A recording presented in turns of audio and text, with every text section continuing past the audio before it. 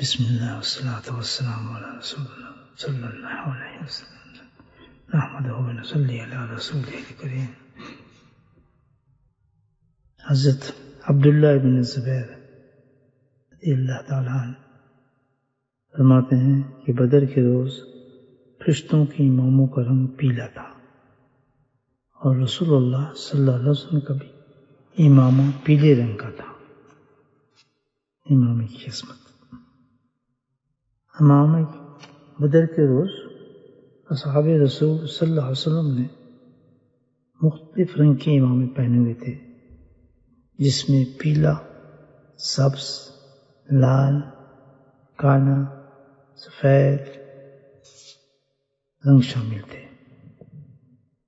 امامی کی عظمت آپ صلی اللہ علیہ وسلم نے فرمایا، تم امامہ باندھو اس لیے کہ فرشتے بھی سفید امامے کے ساتھ اترے ہیں۔